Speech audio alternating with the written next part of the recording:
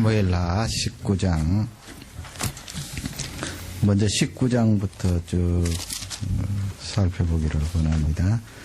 전체 주제는 세상의 왕과 이 왕국의 불안정성, 흔들린다는 거지요. 이 세상의 왕들, 또 왕국.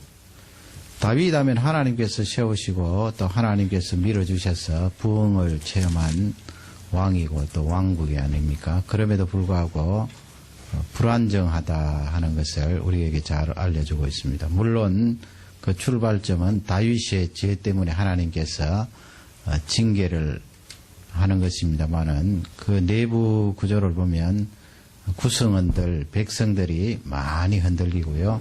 이리저리 쏠리고 구조 자체가 불안정하다는 것을 잘 알려주고 있습니다. 우리가 이 세상, 세계를 바라볼 때 아무리 강력한 나라, 강력한 통치자라도 불안정하다는 것을 늘 잊지 말아야 됩니다. 그러기에 우리가 허무하기 때문에 아무것도 하지 말자 이런 것이 아니고요. 성경이 가르쳐 주시는 그 내용에 따라 불안정한 이 세상을 바라볼 수 있어야 됩니다. 그래야 하나님께서 우리에게 주신 그 소망이 영원하고 흔들림이 없다는 것을 붙들 수 있기 때문에 그렇습니다. 그 불안정성에 대해서 세 가지로 살펴보기를 원합니다. 첫째는 우리 사람들은 자신이 유리한 대로 이렇게 쏠린다는 거예요. 움직인다는 것입니다. 자신의 유익에 따라 움직인다 하는 것을 잘 알 수가 있습니다. 하나님을 믿는 하나님 백성 가운데는 또 이 아가페의 사랑을 가지고 그것을 역행하여 실천하는 사람들이 많이 있습니다만은 이 세상의 구성원들을 바라보면 그렇게 자신에게 유리한 대로 쏠린다 하는 것을 알 수가 있어요. 이 19장은 압살롬이 사망하는 내용이 나와 있습니다. 그 요압의 군대, 다윗 편에 있는 군대가 수적으로 훨씬 적고 압살롬 쪽에 아마샤라는 그런 군대 장관을 세워서 물론 자신이 전쟁터에 나갔지요. 서로 양쪽에서 전쟁을 합니다마는 수적으로 적은 이 요압, 다윗 쪽에서 승리를 거두고 압살롬이 도망가다가 지난번에 살펴본 대로 머리채가 나무에 걸려서 요압에게 죽는 내용이 나와 있습니다. 그것을 보면서 다윗이 몹시 슬퍼하지요. 부모님의 마음으로서 그렇지 않을 사람이 어디 있겠습니까? 특히 다윗은 자신의 죄 때문에 이런 어려움이 찾아왔다는 것을 실감하기 때문에 아들의 죽음을 보면서 몹시 슬퍼하는 내용이 앞쪽에 나와 있습니다. 이런 상황 가운데 압살롬이 죽었으니까 이제 쿠데타가 끝이 난 거 아니에요? 그럼에도 다윗이 예루살렘으로 돌아가지 않고 마하나임에 그대로 머물러 있습니다. 여러 가지 복잡한 상황이 많이 있지요. 오늘 다 설명은 못합니다만은 그런 상황 가운데 유다 지파를 뺀 이스라엘의 지파들 있잖아요. 그 지파들 대표가 모여서 서로 변론을 한 내용이 앞쪽에 쭉 나와 있는데 먼저 그들이 9절에 그렇게 말을 해요. 9절 10절을 보면 그들이 어떻게 자신의 유익에 따라 흔들리고 있는가 하는 것을 잘 알 수가 있습니다. 9절을 다 같이 읽도록 하겠습니다. 이스라엘 모든 지파 백성들이 변론하여 가로되 왕이 우리를 원수의 손에서 구원하여 내셨고 또 우리를 블레셋 사람의 손에서 구원하셨으나 이제 압살롬을 피하여 나라에 나가셨고 우리가 다윗이 블레셋에서 이스라엘을 건졌다. 원수의 손에서 우리를 건져줬다. 그런 이야기를 쭉 하는데 거기서 이스라엘 백성들이 근본적으로 하나님께서 다윗을 세우시고 장차 메시아 도래하실 것을 오실 것을 내다보고 다윗에게 은혜를 다해 주신 그런 내용들은 이스라엘의 이 지파들이 쏙 다 빼놓고 있습니다. 물론 거기에는 유다 지파가 포함되지 않았고요. 근본적으로는 유다 지파가 압살롬의 반역에 깊이 동참을 했고요. 나머지 지파들은 이제 같이 협력하는 그런 상황이었으니까 유다 지파가 아무래도 찔리잖아요. 압살롬은 이미 세상을 떠났고 그런 상황 가운데 유다 지파가 별 다른 행동을 취하지 않고 있습니다. 이런 상황 가운데 다른 이 열 지파들이 모여서 의논을 하는 내용인데 지극히 흔들리고 비신앙적인 내용이에요. 왕이 원수의 손에서 우리를 건져주었고 블레셋 사람의 손에서 우리를 구원하였다는 그런 내용만 지금 이야기하는데 10절을 보면 거기에 잘 나와 있습니다. 우리 10절을 다 같이 읽겠습니다. 우리가 기름을 부어 우리를 다스리게 한 압살롬은 싸움에 죽었거늘 이제 너희가 어찌하여 왕을 도로 모셔 올리래 잠잠하고 있냐 하니라. 뒤에 잠잠하고 있느냐 그 말씀은 다윗 왕을 다시 모셔와야 되는데 왜 아무 행동을 취하지 않느냐 그런 말이고요. 앞쪽에 뭐라고 했습니까? 우리가 스스로 기름을 부어 세운 압살롬은 이미 죽었다. 그 사실을 그대로 말하는 것 같지만은 가만히 보면은 이 사람들이 어떤 속셈을 가지고 있습니까? 압살롬이 지금이라도 살아 있더라면 우리가 기름 부었으니까 끝까지 그를 밀어야 된다 그런 말이고요. 지금 이미 압살롬은 세상을 떠났기 때문에 어쩔 수 없이 다윗을 마하나임에서 모셔서 예루살렘으로 오시게 해야 되지 않느냐 그런 말이에요. 그러니 이 이스라엘 지파들 그 마음이 얼마나 흔들리나 하는 것을 알 수가 있습니다. 하나님께서 기름 부어 세우신 다윗을 밀쳐내고 그 아들 압살롬에게 기름을 부어서 하나님의 뜻도 묻지 않고 스스로 이스라엘의 왕으로 삼았는데 이미 그가 세상 떠나기 때문에 이제 우리는 어쩔 수 없이 선왕인 다윗을 모셔야 되지 않느냐, 왜 가만히 있느냐 그런 말이에요. 그냥 얼핏 읽으면 이스라엘 지파들이 다윗을 굉장히 생각하는 것 같지만은 이 사람들이 여기 붙었다 저기 붙었다 하는 것을 성경은 잘 알려주고 있습니다. 앞쪽에 보면 다윗이 헤브론에서 있을 때에 이스라엘 지파들이 와서 기름을 붓잖아요. 그리고 자기들 입으로 스스로 당신은 하나님께서 세우신 왕입니다. 우리가 모시겠습니다. 그렇게 말한 사람들이에요. 그 사람들이 이제는 압살롬을 기름 부어서 왕으로 삼고자 하고 압살롬이 죽으니까 그 마음이 또 변덕을 부리면서 다윗을 모셔야 되지 않느냐 그렇게 말하고 있는 내용을 성경은 가르쳐주고 있습니다. 이렇게 흔들려요. 하나님의 세우신 다윗 왕국의 백성들도 왔다 갔다 합니다. 오랜 시간도 아닌데요. 이렇게 왔다 갔다 해요. 그것을 성경은 우리에게 잘 알려주고 있습니다. 그 다음에 베냐민 지파의 시므이라는 사람이 있지요. 이 사람 보면은 다윗 왕이 바울임으로 쭉 갈 때 산비탈이로 갈 때 다윗 왕을 향하여서 심한 말을 했잖아요. 저주도 하고 다윗을 향하여서 돌을 던지고 티끌을 날리고 욕을 했던 그 지독한 사람이에요. 시므이가 일개 농사 짓는 농부가 아니고요. 이 사람이 리더십이 대단히 있는 사람이에요. 그가 그냥 공연히 그렇게 다윗을 향하여 저주한 것이 아닌데요. 이 시므이가 어떤 사람인가 하면 19장 17절을 다 같이 읽겠습니다. 베냐민 사람 1,000명이 저와 함께하고 사울의 사환 시바도 그 아들 15종 20명으로 더불어 저와 함께 요단강을 밟고 건너 왕의 앞으로 나아오리니라. 거기 두 번 나오죠. 저와 함께. 시바라는 그 베냐민 사람, 머비보셋의 종이잖아요. 저와 함께하고 거기 나오는 저가 누구예요? 바로 시므예요. 베냐민 지파 다윗에게 욕을 하고 저주를 하고 티끌을 날렸던, 저주했던 그 시므이. 시므이가 몇 사람과 함께 했다고요? 1,000명요.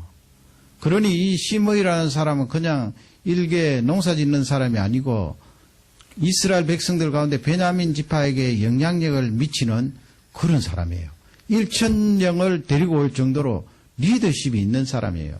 다윗이 복권이 되겠다라고 판단을 하자 그가 지금은 다윗이 요단강을 건너려고 하고 있잖아요. 예루살렘 쪽으로, 서쪽으로. 그러니까 이 시므이가 사람들과 함께 요단강을 먼저 건너온 거예요. 다윗 쪽으로, 동쪽으로. 그리고 거기 와서 저를 넙죽하는 시므이를 볼 수가 있습니다. 불과 얼마 전만 해도 왕을 향하여서 하나님이 세우신 기름 부음 받은 자를 향하여서 저주하고 욕하고 그렇게 혐오스럽게 대하였던 그가 이제는 다시 태도를 싹 바꾸는 거예요. 자기에게 불리하니까 다윗 왕에게 나와서 무릎을 꿇고 용서를 구합니다. 성경을 읽어 내려가면 야, 이 사람이 다윗 앞에 나와서 진심으로 회개하는구나 그렇게 느껴질 수도 있는데요. 그렇지 않아요. 그러면 19절 20절인데 먼저 19절을 다 같이 읽겠습니다. 왕께 고하되 내 주여 원컨대 내게 죄 주지 마옵소서. 내 주 왕께서 예루살렘에서 나오시던 날에 종의 패역한 일을 기억하지 마옵시며 마음에 두지 마옵소서. 종의 패역한 일을 기억하지 마세요. 그렇게 용서를 구해요. 죄를 저에게 지우지 마십시오. 뭐 자기 나름대로는 지혜로운 거지요. 그렇게 하지 않으면 단번에 죽을 테니까요. 그렇게 다윗에게 먼저 나와서 무릎을 꿇고 용서를 구하는데 자신에게는 지혜지만은 전체적으로 볼 때 얼마나 강교한 거예요. 왕이 힘이 없고 도망갈 때는 그렇게 돌을 던지면서 욕을 하고 저주했던 그 사람이 왕이 복권이 되자 다시 이렇게 태도를 싹 바꾸어서 왕 앞에 무릎을 꿇고 용서를 구하는 내용입니다. 20절을 다 같이 읽겠습니다. 왕의 종 내가 범죄한 줄 아옵고는 오늘 요셉의 온 족속 중 내가 먼저 내려와서 내 주 왕을 영접하니이다. 용서해달라고 그러는데 그 근거로는 거기 요셉의 족속 가운데 제가 먼저 왕 앞에 나오지 않았습니까? 그 말은 그 요셉은 나중에 북쪽 이스라엘 그 10지파들을 말해요. 유다 지파는 제외하고 자기가 베냐민 지파 쪽이니까 베냐민 지파도 제외하고 나머지 10지파 가운데 제가 제일 먼저 왕 앞에 나와서 이렇게 무릎을 꿇고 왕을 영접하는데 저를 용서해 주십시오. 보통 왕 같았으면 단번에 그 옆에 있는 장군이 그러지 않아도 이야기하잖아요. 저렇게 기름 부음 받은 자를 저주하고 욕했던 사람 처벌을 해야 됩니다 하니까 다윗이 만류를 했습니다. 이 좋은 날 왜 피를 흘리느냐 하면서 언약을 맺었지요. 언약은 맹세를 했지요. 내가 내 목숨을 해하지 않겠다. 다윗이 용서를 해줬는데 사실은 이 시므이가 그 속에 여기 붙었다 저기 붙었다 하는 그런 강교한 사람임을 다윗은 잘 알고 있었습니다. 그럼에도 불구하고 하나님의 그 은혜를 생각하며 이 시므이를 용서해 주시고 나중에 다윗이 죽을 때 솔로몬에게 이야기를 하지요. 이 시므이를 잘 관찰하고 네가 명령을 내려서 그 명령대로 하지 않으면 처벌하라 그랬어요. 왜냐하면 솔로몬은 자기의 영역대를 이은 왕이기 때문에 하나님 앞에 맹세한 그 맹세가 해당되지 않기 때문에 그렇습니다. 이렇게 시므이가 다윗에게 한번 저주하고 욕하고 다윗에게 반기를 들은 그이기 때문에 솔로몬 대에 가서도 그럴 가능성이 있음을 다윗은 그 아들에게 알려준 것입니다. 나중에 처벌을 받지요. 왕과 맺은 그 명령을 지키지 않아서 이 시므이가 처벌을 받게 됩니다. 지금 이 두 예를 통하여서 이스라엘의 지파들 또 베냐민 지파 가운데 시므이 이 사람들은 우리 사람들이 가지고 있는 자신이 유리함에 따라 움직이고 쏠리는 그것을 우리에게 잘 알려주고 있습니다. 그러므로 한 나라의 백성들, 구성원들 흔들릴 수 있다는 것을 우리에게 말씀해 주고 있습니다. 근본적으로 왜 그렇게 자신의 유익에 따라 쏠리나요? 그건 죄 때문에 그렇습니다. 죄가 있기 때문에 그래요. 자기에게 불리하고 이익이 없으면 언제든지 떠날 수 있고 쏠릴 수 있다는 것을 우리에게 잘 알려주고 있습니다. 두 번째는 구조적으로 분열의 조짐이 보여요. 그 구조적이라는 말씀은 이스라엘 공동체 안에 분열의 조짐이 보여요. 나중에 분열이 되지요. 언제 분열이 됩니까? 솔로몬 임금님이 지나가고 그 다음에 로보암 시대에 이 이스라엘이 쫙 갈라져요. 남쪽에 베냐민 유다, 북쪽에 10지파 이렇게 갈라지는데 그 분열의 조짐이 이때 벌써 보여요. 하나님께서 다윗을 얼마나 밀어주셨어요. 그에게 보호를 다해 주시고 강력한 왕국으로 세워주셨음에도 불구하고 다윗 왕국 속에 이렇게 분열의 조짐이 보인다는 것을 우리에게 잘 알려주고 있습니다. 그러니 이 세상 왕국이 얼마나 불안정해요. 물론 100% 그 속에 하나님의 백성들이 그 왕국을 만들어서 하나님을 잘 섬기고 순종하면 좋지만은 그런 왕국은 거의 없습니다. 그렇기 때문에 이 왕국 자체가 분열하고 흔들린다는 것을 우리에게 잘 알려주고 있습니다. 이 원수 사탄 마귀는 왕국뿐만 아니고 결국은 하나님이 가장 축복하시고 사랑하는 가정에까지 영향을 미치도록 하고요. 분열케 하고 또 나아가서 교회가 얼마나 거룩하고 아름다워요. 그럼에도 불구하고 이 사단이 역사를 해서 교회까지 분열을 가져오게 하고 흔들리게 하는 그런 일들을 한다 하는 것을 우리에게 알려주고 있습니다. 그 분열하는 내용들을 살펴보면 먼저 다윗이 이렇게 보니까 유다지파가 가만히 있거든요. 자신이 유다지파잖아요.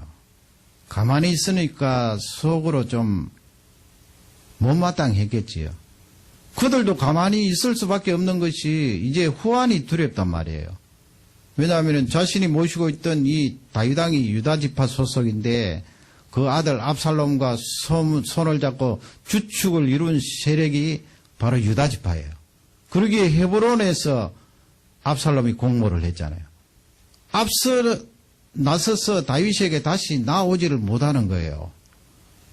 다윗이 명령만 내리면 그들은 상당히 어려움을 당하기 때문에 그런 상황 가운데 있었어요. 그래서 다윗이 12절 말씀에 보면 자신이 속한 그 유다지파를 향하여서 그런 표현을 하거든요.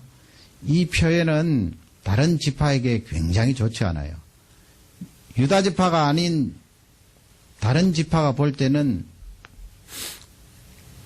그들의 속을 건드리는 그런 말이기 때문에 우리 12절을 다 같이 읽도록 하겠습니다. 너희는 내 형제요 내 고륙이언을 어찌하여 왕을 도로 모셔오는 일에 나중에 되리오 하셨다 하고 왕으로서 자신이 유다지파 소속이지만 이렇게 말하는 것은 지금 나라 상황도 이런 상황에서 이렇게 말하는 것은 지혜롭지 못하지요. 다른 지파 사람들은 자신의 골육이 아닙니까? 자신의 형제가 아닙니까? 아니에요. 한 아버지 야곱으로부터 피를 이어받은 이스라엘 공동체인데 다윗이 유다지파를 향하여서 골육이의 형제다 그렇게 표현을 했습니다. 물론 그들에게 후환이 가지 않을 것이다 하는 것을 이 사독과 아이 아달에게 알려주고 그들에게 그 말을 전하기 위해서 이렇게 표현했지만은 다른 지파 사람들이 볼 때는 네가 유다지파 소속이니까 왕께서 그렇게 말하는군요.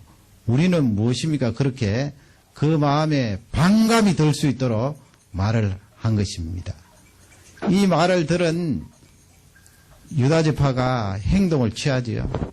다윗을 모시려고 먼저 나와요. 앞쪽에 여러분 읽었잖아요. 9절 10절 말씀에 보면 다윗이 복권이 되고 예루살렘으로 다시 모시려고 하는 그 이야기는 누가 먼저 했나요? 9절 10절에 보면 이스라엘의 10지파가 먼저 한 거예요. 그런데 유다지파가 다윗 임금님의 골육이의 행제라는 이 말을 듣고 다윗에게 나와서 요단강을 건너게 하고 길갈까지 유다지파가 다 다윗 왕을 안내했던 것입니다. 그러니 나머지 지파가 가만히 있을 리가 없어요. 그것을 이제 표현을 하는데 불만을 표현하는 거죠. 41절부터 43절 사이에 나와 있는데요. 41절을 먼저 읽겠습니다. 온 이스라엘 사람이 왕께 나와서 거하되 우리 형제 유다 사람들이 어찌 왕을 도적하여 왕과 왕의 건속과 왕을 쫓는 모든 사람을 인도하여 요단으로 건널까 하매 도적했다 그러지요. 왕을 모시고 온 그것을. 그러니 다윗이 어떻게 보면 지금 사람이란 게 아무리 지혜가 있고 그렇게 해도 이렇게 정확하게 판단하기란 어려운 것 같아요. 유다 지파를 감싸고 도는 듯한 그런 기분을 받으니까 나머지 10지파 사람들이 모여서 달려온 거예요. 그리고 유다 지파를 향하여서 너희들이 왜 왕과 그 권속들을 도적질했느냐. 당연히 우리를 포함시켜서 같이 의논하고 같이 모시고 예루살렘으로 와야 되지 않느냐. 그렇게 강한 반감을 이야기를 한 것입니다. 이게 지금 분열의 조짐이 일어나고 있는 거예요. 하나님이 만든 이스라엘의 공동체 안에 이렇게 분열이 서서히 일어나고 있는 거예요. 결국은 솔로몬 시대에 솔로몬의 죄 때문에 나라가 쫙 갈라졌지만은 그 전에 이미 이스라엘 백성들 사이 이렇게 간격이 있는 것입니다. 그것을 성경은 우리에게 잘 알려주고 있는데요. 이렇게 이스라엘 다른 지파가 이야기하니까 유다 지파가 가만히 있나요? 42절을 다 같이 읽겠습니다.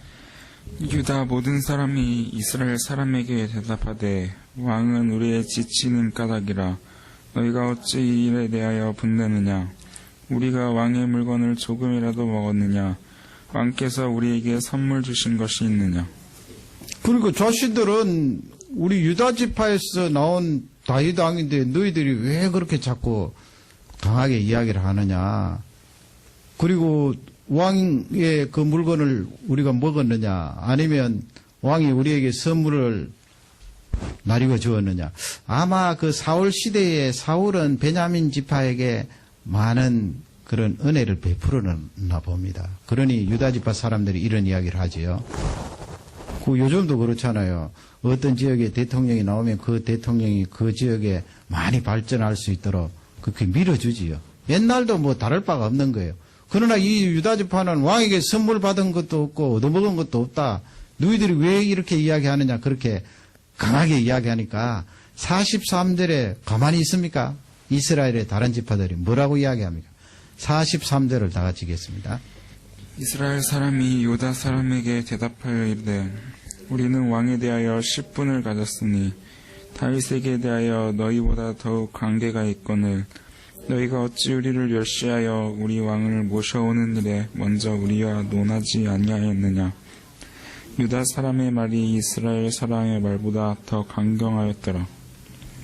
10불이 더 있다. 이 말씀은 12모가치인데 베냐민 지파 빼고 유다 지파 빼면은 나머지 10지파가 남아있는데 우리에게 열이 있지 않느냐. 다윗 임금님에게 너희 유다 지파 한 지파, 베냐민 지파 한 지파, 두 지파만 있는 것이 아니고 다윗 임금님에게 열이라는 이 다른 지파가 있는데 왜 우리를 쏙 빼었느냐.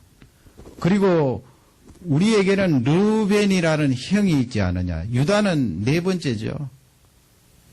다윗에 속한 이 유다는 창세기 30장에 보면은 네 번째예요. 그 앞서 가장 큰 형은 르벤이 있고 쭉 있어요. 그러니까 이 유다 지파는 동생벌에 해당되는데 왜 이렇게 10지파를 무시하고 너희들이 왕을 모시고 가느냐. 분열을 하게 된 것입니다. 그러니 유다 지파가 또 가만히 있지 않고 자기 고집을 부려서 강력하게 이야기했는데 결국은 20장으로 넘어가면 또 어떤 일이 일어나는가 하면요. 20장 1절 2절에 보면 세바라는 비거리의 아들 세바라는 사람이 있어요. 이 사람도 베냐민 지파 사람이에요. 우리 20장 1절을 다 같이 읽겠습니다. 마침 거기 난류 하나가 있으니 베냐민 사람 비그리의 아들 세바라 하는 자라.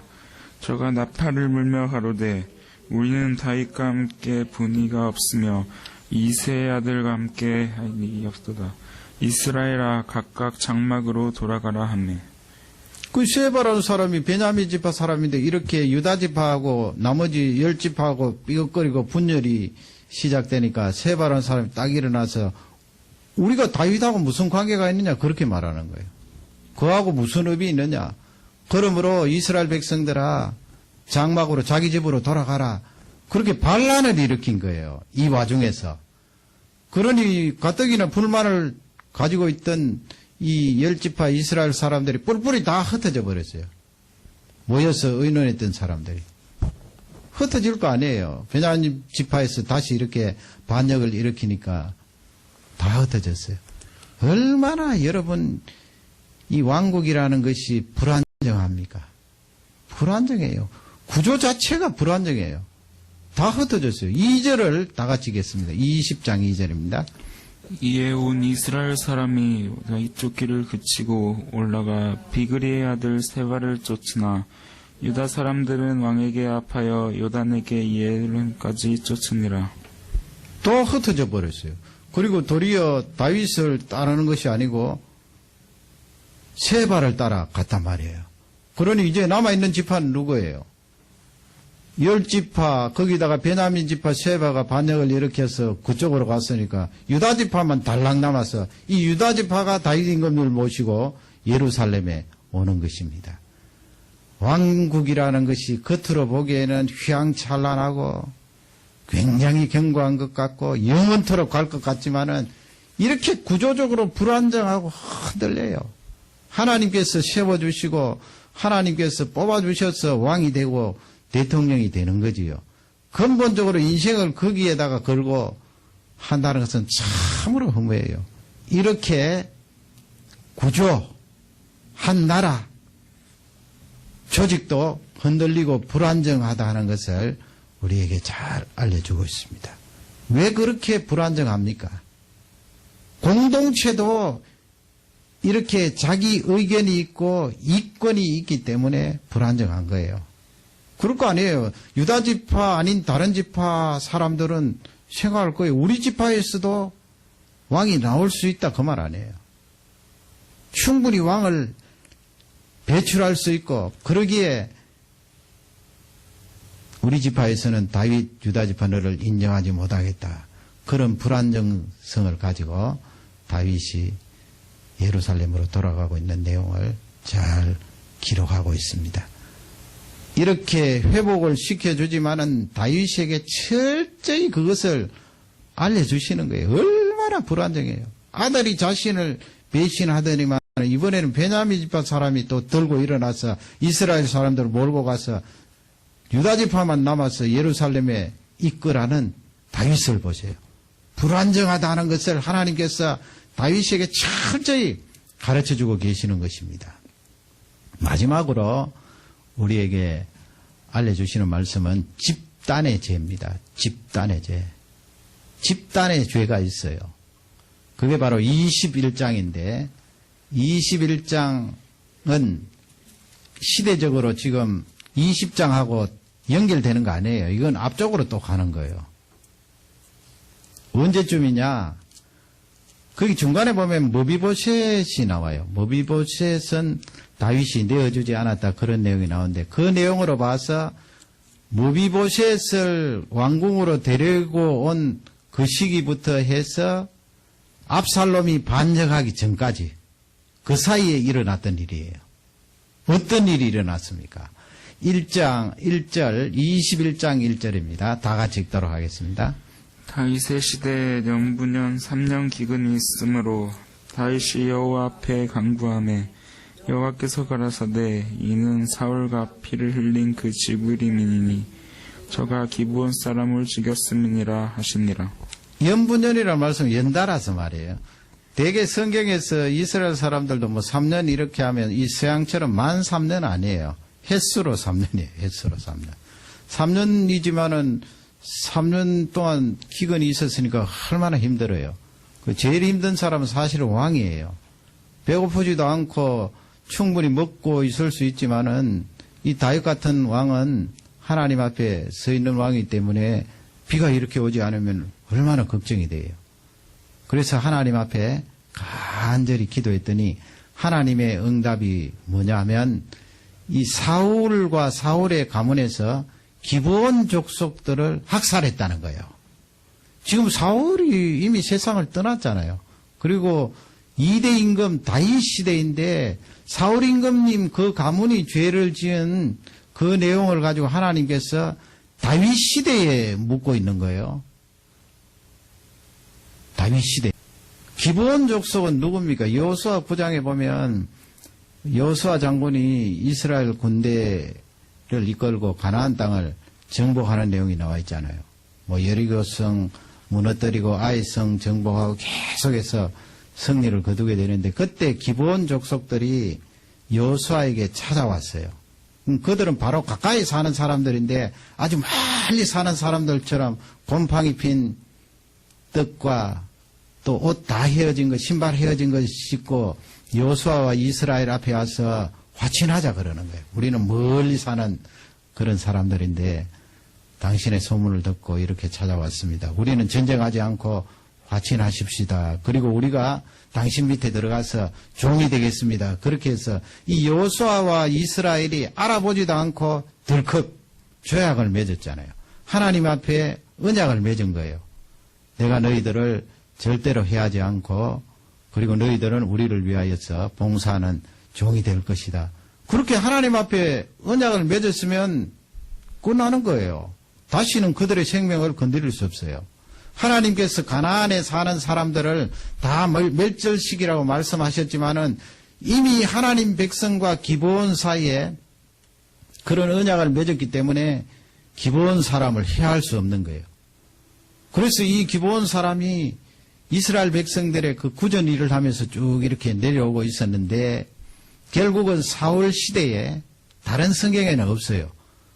어떻게 해살했는지 그 내용은 나오지 않는데 아마 이방인인 이 기브온 족속들을 멸절시키고 내어 몰려고 하는 그런 계획이었겠지요. 사울 임금님이 학살을 했어요. 그걸 하나님께서 사울 시대에 말씀하지 않고 세월이 많이 지난 수십 년 뒤에 다윗 시대에 이스라엘 땅에 기근을 내려서 그 죄를 알리신 거예요. 2절 말씀을 다 같이 읽겠습니다. 기브온 사람은 이스라엘 족속이 아니요 아모리 사람 중에서 남은 자라. 이스라엘 족속들이 전에 저희에게 맹세하였거늘 사울이 이스라엘과 유다 족속을 위하여 열심히 있으므로 저희 죽이기를 꾀하였더라. 이에 왕이 기브온 사람을 불러 물으니라. 사울이 열심은 있었는데 그 여호수아 9장에 나오는 하나님 앞에서 여호수아와 이스라엘 백성들 또 이 기브온 족속들이 언약 맺은 그 내용을 무시했지요. 무시하고 이방 족속으로 간주하고 가나안 땅에 멸절시켜야 될 사람으로 그렇게 판단을 하고 그들을 학살했던 것입니다. 열심은 있었지만은 그릇된 열심이에요. 하나님께서 그것을 짚고 넘어가신 거예요. 3절 말씀을 다 같이 읽겠습니다. 다윗이 저희에게 묻되 내가 너희를 위하여 어떻게 하랴. 내가 어떻게 속죄하여야 너희가 여호와의 기업을 위하여 복을 빌겠느냐. 다윗이 묻지요. 기브온 족속들을 불러서. 결국 기브온 족속들이 그러면 사울의 가문에 있는 7사람, 그 후손들 가운데 7사람을 선택해서 주면 그 7사람의 생명을 빼앗겠습니다. 그러면 우리가 마음이 편안할 것입니다.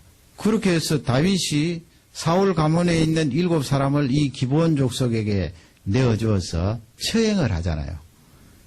좀 비참한 내용이 많이 나오기 때문에 다 설명을 못합니다만 처형을 해서 나중에 하나님께서 그 시체 위에 비가 내리도록 하시지요. 그 응답을 해주신 거예요. 그 집단의 죄라는 것이 사실은 없어요. 집단의 죄가 어디 있겠습니까? 죄라는 것은 개개인이 그렇게 짓는 것이고 개개인이 하나님 앞에 회개하고 그렇게 하는데 왜 제가 집단의 죄라고 했는가 하면 이 기브온 족속은 이스라엘과 기브온 족속 사이에 맺은 언약이잖아요. 개개인이 한 거 아니에요. 작지만은 나라와 그 부족 사이에 맺은 언약이에요. 집단이잖아요.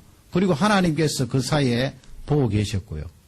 그런데 이 사울이라는 사람이 지금 사울의 집안이라고 표현했는데 그것도 집단이에요. 사울이라는 사람이 그 집단과 집단 사이에 맺은 그 언약을 하나님 앞에 파기하고 그들을 학살했기 때문에 그 죄는 집단의 죄예요. 그러기에 하나님께서 사울 가문만 당장 벌하시지 않고 온 이스라엘의 기근을 내리신 거예요. 다윗이 그것을 기도해서 응답을 받아서 결국 처형하는 그 과정은 사울의 후손들을 처형을 하게 됩니다. 그러니 여러분 집단의 죄가 있는 거예요. 그 나라와 나라 사이에 민족과 민족 사이에 하나님께서 그것을 염두에 두시고 이스라엘 백성들에게 재앙을 내리셨던 것입니다. 역사적으로 보면 한 민족이 다른 민족을 굉장히 가혹하게 대한 그런 일들이 한두 번이 아니에요. 이런 일들이 한두 번입니까? 하나님 명령에 의해서 시행되지 않고 이스라엘 백성들이 가나안 땅에 들어가서 가나안 백성들을 정복하고 그들의 생명을 빼앗은 것은 하나님께서 그들을 심판하시기로 작정하시기 때문에 허용을 하신 거잖아요. 그런 것이 아닐 때는 대부분 인종을 학살하는 것은 이쪽의 국가가 저쪽의 약한 국가를 침략을 해서 학살을 한 거예요. 자신의 국가의 욕심을 채우고 야욕을 채우기 위해서 그렇게 학살을 하니까 하나님께서 그 죄, 집단의 죄를 물으신다는 거예요. 왜 묻지 않으시겠어요? 사진을 한번 보시면 저게 무슨 사진인가 하면 이 서독의 총리 빌리 브란트라는 총리, 옛날 총리예요. 지금부터 몇십 년 전의 총리인데 그때 당시는 동독 서독이 통일이 안 되기 때문에 서독의 총리인데 빌리 브란트 총리예요. 지금 뭐 하고 있어요? 무릎을 꿇고 있거든요. 어디 가서 무릎을 꿇고 있는가? 이 빌리 브란트 총리가 1970년도에 폴란드에 방문했어요. 거기에 유대인들 기념비가 있는데 그 기념비 앞에 무릎을 꿇고 있는 거예요. 1970년도에. 독일 나치가 유대인들을 학살을 했잖아요. 특히 폴란드에 수용소를 세우고 거기에 많은 유대인들을 학살한, 유대인뿐만 아니고 다른 민족도 많이 학살했습니다만 특히 유대인들을 향한 그 못쓸 짓을 한 그 나치에 대해서 사죄를 하는 거예요. 독일의 총리가 저렇게 무릎을 꿇고. 여러분, 독일의 총리가 저렇게 무릎을 꿇는다는 것은 온 서독나라 독일 국민을 대표해서 저렇게 무릎을 꿇는 거 아니에요. 저건 하나님 앞에 굉장히 잘한 거예요. 저렇게 한다고 옛날에 수백만 명 죽은 유대인들을 다 보상하는 것은 아니지만 저렇게 하는 것은 너무너무 잘한 거예요. 그 사람이 볼 때도 잘한 건데 하나님께서 집단의 죄를 물으시면요. 어마어마하다고요. 그렇게 600만 명이나 생명을 빼앗고 다른 민족도 수없이 빼앗았는데 우리 하나님께서 그냥 가만히 계시겠어요? 저렇게 무릎을 꿇으면서 2000년도 넘어서 독일 통일 독일이죠. 2000년도 넘어서니까 하원에서 뭘 결정했는가 하면 피해를 당한 유대인이나 뭐 우크라이나나 러시아나 많아요. 뭐 폴란드나 그 사람들에게 보상을 해야 되는데 뭐 다 보상할 수는 없잖아요. 그래서 100억 마르크를 보상을 하는데 대상 숫자는 150만 명이에요. 150만 명이 많이 받는 사람은 한국 돈으로 800만 원. 여기 달러로 하면은 한 8,000불 되겠지. 그게 적은 돈이 아니에요. 그게 숫자가 150만 명인데 그렇게 보상하기로 결정을 했어요. 그리고 독일 총리나 서독 총리들은 이스라엘을 방문하나 또 저런 연관된 나라를 방문할 때 항상 사과를 해요. 용서해 달라 그러고 우리가 잘못했다 그러고. 그리고 독일에서는 그 나치의 전범들을 아직까지 잡고 있어요. 그 공소시효가 지났다고 그러지요. 이미 수십 년 지났는데 시간이 지났기 때문에 봐줄 수 있지 않느냐 그렇게 하지 않아요. 지금 수십 년 지났지만 그 전범들 어디 숨어 있는데 색출하려고 지금도 수사를 하고 있어요. 그게 맞는 거 아닙니까? 루트가 종교개혁을 일으키고 독일의 성경을 만들고 사실 저 사람들이 자유주의적인 신학이 많이 들어있지만은 그 뿌리에는 하나님을 믿는 깊은 신앙이 있다고요. 그렇기 때문에 저렇게 하는 거예요. 저렇게 한다고 다 보상은 안 되겠지만 그래도 어느 정도는 위로가 되잖아요. 억울하게 죽은 사람들, 희생된 사람들, 2차 대전, 2차 대전을 통하여 수없이 많은 사람들이 희생되었는데 저렇게 후손들이 사죄를 하고 용서를 구하고 있어요. 그러나 여러분 어느 나라에 있지요? 그 나라는 계속해서 지금 엉뚱한 말을 하고 있어요. 저 동상 보세요. 저게 위안부 동상인데 그 나라에서 이 13살, 14살, 15살 된 어린 소녀들을 붙들어서 그렇게 군인들에게 성폭행을 당하게 하고 하루에도 수십 명 그렇게 고문을 받도록 한 그런 잔인한 짓을 저질렀음에도 불구하고 입을 싹 닫아버리는 거예요. 우리는 그런 일 한 일 없다. 강제로 그렇게 하지도 않았다. 자신들의 발로 들어온 것 아닌가. 저 할머니 보세요. 저렇게 연세가 많아서 일생 그 가슴에 상처를 안고 많은 할머니들이 이미 세상을 떠났습니다마는 일생을 울음 속에서 살아가는데 그 집단적인 죄예요. 저는 뭐 개인적으로 괘씸하다 그런 생각보다 하나님이 무서워요. 하나님께서 집단의 죄에 대해서 염두에 두시거든요. 그건 당대에 하실 수도 있고 몇 대 넘어가서 하실 수도 있어요.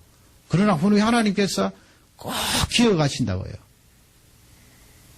그 나라에 하나님 말씀이 들어가고 복음이 들어가서 이 예수 그리스도를 통한 회개의 운동이 일어나고 다시 하나님 앞에 잡아가는 그런 일들이 일어나도록 간절히 기도해야 됩니다. 물론 그 사람들을 개개인은 또 정직한 사람들이 많아요. 또 그 사람들이 시인을 하는 사람들도 많아요. 그럼에도 불구하고 정치가들이 앞쪽에 나서서 그렇게 선동을 하고 계속해서 자신들의 잘못을 부인하니까 하나님께서 그것을 용납하시지 않겠지요. 복음이 들어가서 예수 그리스도를 믿는 사람들은 저 안에서도 다 사죄를 해요. 회개하고요. 절대적으로 그것은 우리가 잘못이라고 말하고 무릎을 꿇고 하나님 앞에 회개하고 자신들이 회개하는 그 모습을 볼 수 있습니다. 복음이 저들에게 들어가지 않아서 그래요. 하나님 아버지, 복음이 저 나라에 들어가서 이 집단의 죄까지 하나님 앞에 용서함을 받고 구원을 받는 귀한 민족이 되게 해주십시오. 그렇게 기도하고 간구해야 될 것입니다. 오늘 이 밤의 말씀, 집단의 죄 하나님께서 지적하지요. 그러므로 이 세상 왕이나 이 세상 나라들 왕국은 불안정하다는 것을 우리에게 잘 알려주고 있습니다. 영원한 왕국, 안정된 왕국은 하나님이 세우신 하나님 나라다 하는 것을 비교하시면서 우리에게 알려주고 있습니다. 그러기에 우리는 복음에 대한 열정을 더 불태울 수 있고 또 영원한 그 하나님의 나라, 안정된 나라를 사모하고 소망하기 때문에 오늘도 힘있게 살 수가 있는 것입니다. 이 말씀으로 용기를 얻으시기를 주님의 이름으로 축원합니다.